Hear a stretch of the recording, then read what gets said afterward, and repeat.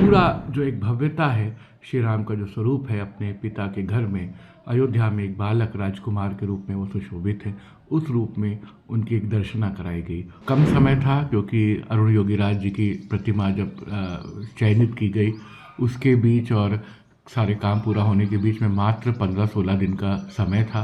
उसमें से भगवान विष्णु के स्वरूप, राम के स्वरूप को लेकर के जिस तरह के आभूषण की परिकल्पना की गई है, भगवान के एक एक आभूषण की डिटेलिंग की गई और उसको माणिक्य से, पन्ना से, हीरे से, मोतियों से और स्वर्ण से निर्मित किया गया। मुझे बहुत प्रसन्नता है कि भगवान धारण कर करके उसे पूरा देश पसंद कर रहा है। इसके लिए मैं श्री राम जन्मभूमि तीर्थ क्षेत्र ट्रस्ट का बहुत धन्यवाद, आभार व्यक्त करता हूँ कि श्री रामलला की सेवा के लिए मुझे एक मौका दिया गया और इसके लिए विशेष रूप से ट्रस्ट के सचिव, महासचिव श्री चंपत राय जी का धन्यवाद करता हूँ।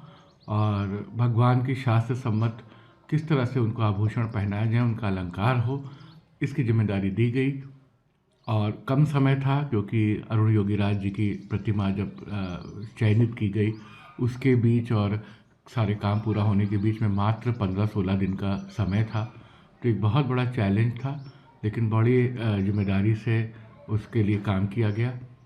अध्यात्म रामायण, श्रीमद् वाल्मीकि रामायण, रामचरितमानस और दक्षिण में प्रचलित यामुनाचार्य जी के आलवंदार स्तोत्र, जो भगवान श्री लक्ष्मी नारायण, भगवान वेंकटेश की आराधना में हमेशा पढ़ा जाता है, उसमें से भगवान विष्णु के स्वरूप, राम के स्वरूप को लेकर के जिस तरह के आभूषण की परिकल्पना की गई है, उसका प्रयोग किया गया।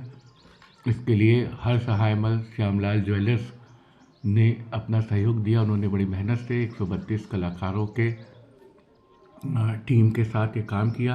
रोज़ डिज़ाइन बन के आते थे, हम लोग उसमें से चयन करते थे, फिर ट्रस्ट में दिखाया जाता था। दक्षिण के और उत्तर भारत के श्रेष्ठ जो राम कथा मर्मज्ञ हैं, संत हैं, गोविंद देव जी गिरी जी महाराज हैं, उन सब से राय लेते हुए चंपत राय जी की देखरेख में ये संपन्न हुआ।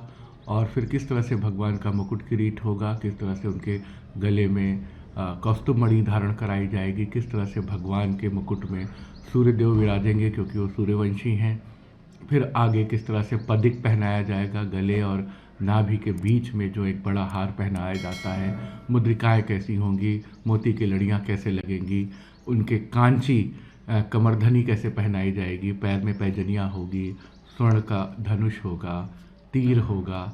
और क्योंकि बालक रूप में सुशोभित हैं भगवान राम, तो उनके खेलने के खिलौने होंगे। तो हाथी, घोड़ा, ऊँट, लट्टू, झुनझुना और खिलौना गाड़ी ये बनवाई गई।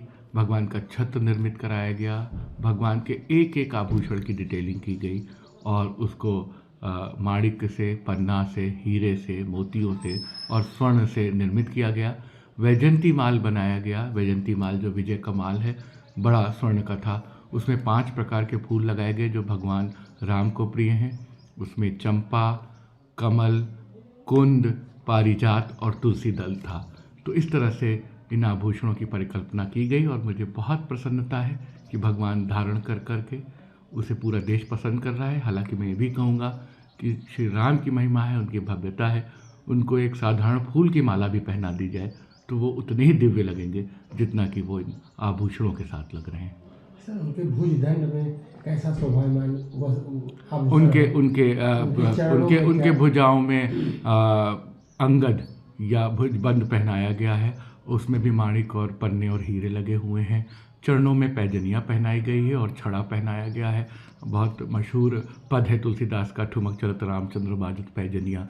तो पैजनी की कल्पना की गई और जो कांची पहनाई गई, जो कमरधन पहनाई गई, उसमें क्षुद्र घंटिकाएँ लगाई गई। घंटी जो मंगल ध्वनि सुशोभित करती हैं, तो ऐसी 5 घंटियाँ हीरे की बना के लगाई गई।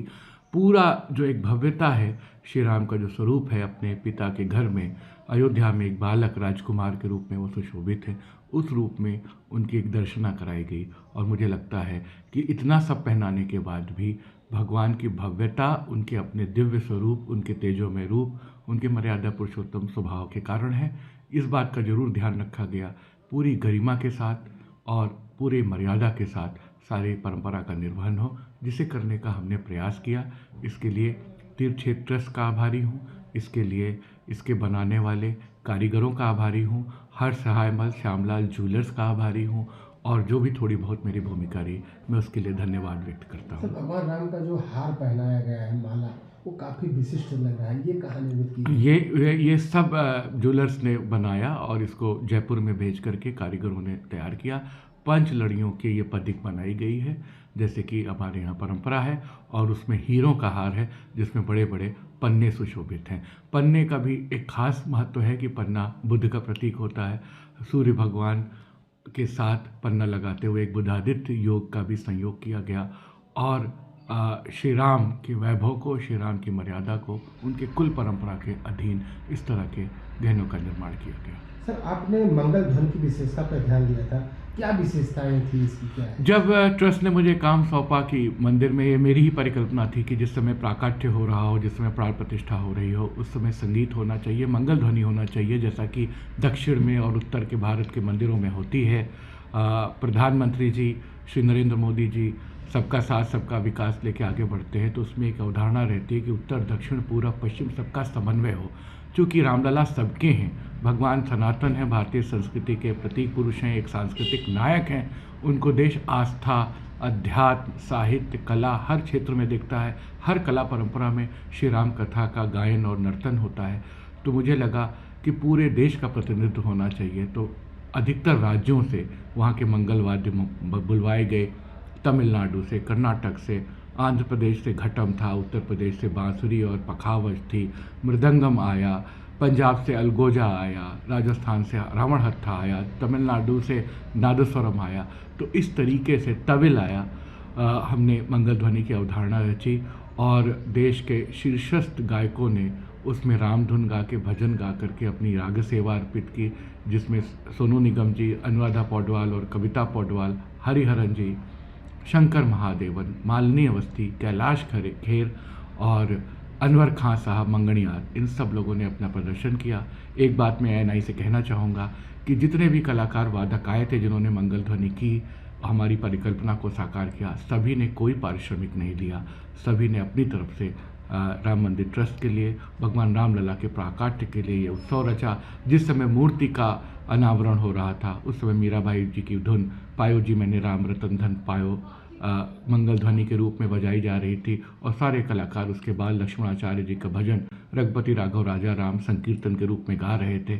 हमने शुरुआत की थी राम का गुणगान करिए से, फिर आरती के समय श्री रामचंद्र के पाल भजमन की धुन बजाई गई और उसे शंकर महादेवन जी ने गाया। पूरी कल्पना इस आधार पर थी कि मंगल का, उत्सव का, शुभता का प्रतीक उल्लास हम संगीत के माध्यम से रच सकें। और एक महत्वपूर्ण बात यह भी है कि आधुनिक किसी वाद्य का हमने इस्तेमाल नहीं किया।